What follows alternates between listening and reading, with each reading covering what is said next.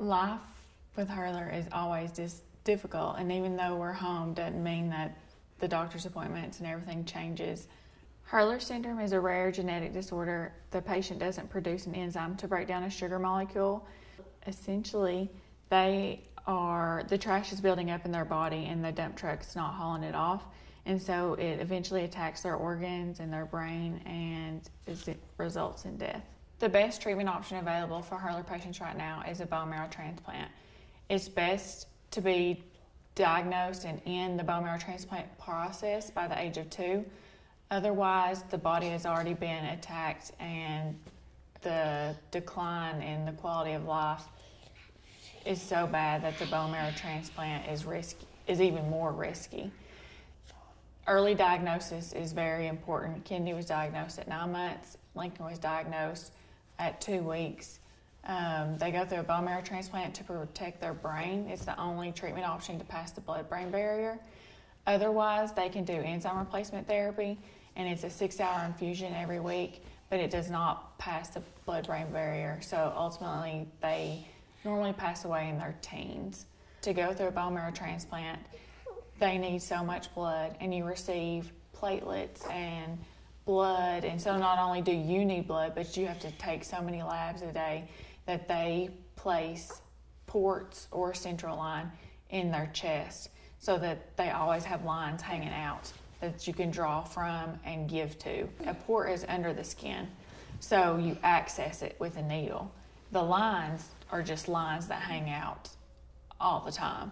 So his port, like right now, he's not accessed, so he can take a bath, he can go swimming, he can take a shower, but if he gets a fever, we have to go straight to the emergency room because he could have a port infection.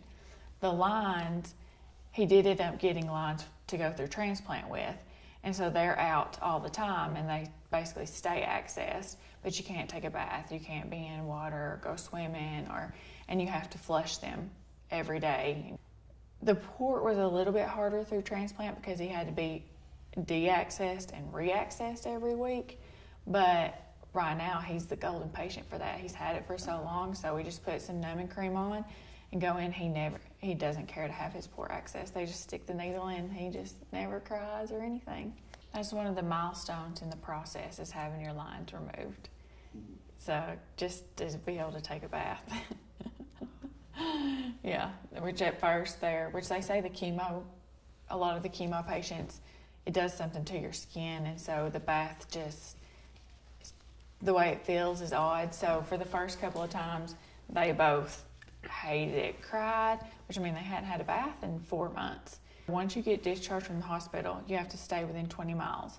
And normally you have clinic every day, so they're going to draw blood every day to check your numbers and to give medications at home. We have to be trained to be able to clean and give medications through.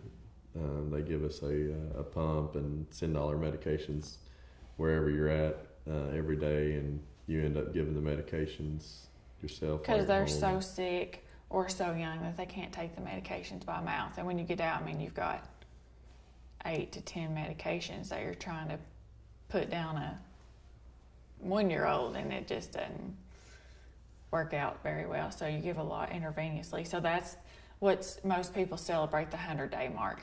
So normally for most people, the 100-day mark means you can have your lines removed, you get to move home, you get to come off some immunosuppressants.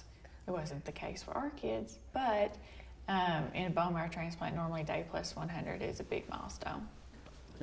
Kendi is looking at trigger finger surgery on her fingers to release her fingers curl. So to release her fingers, she needs hip reconstruction surgery, and then she needs spine surgery. You want your kids to be like any other kid, to go out and run and jump and play and not have to worry about that. But for us, we do. Kendi has some bone issues. Her back is at a 76 degree. She has a weak spine, and she's getting to the age that we just have to tell her no sometimes, and that's extremely hard to explain to a 4-year-old. Wants to do flips on the trampoline and small stuff, and you can't, she's like, wow, I can do it, it's no big deal, but, she has to stay off of it and just Can I do it on the trampoline? Our biggest concerns are for the future that we will not grow old with our kids, that we won't have grandkids, and that we won't see our kids live a long life. Life with Hurler as a working dad is hard, you know, just being at work and getting a phone call from your wife that your son or daughter has a runny nose or, you know, a slight fever or, you know, anything. And for a healthy child and a healthy family, that's just a slight fever or a runny nose or just, you know, maybe they bump their back on something. But for living with kids with special needs, it brings something else, and your mind starts racing to, you know, is this a precursor or an early sign of something more serious? And, you know, are we going to spend the next 3 or 4 days in the hospital?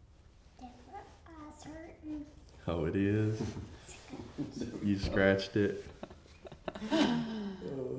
She's smart.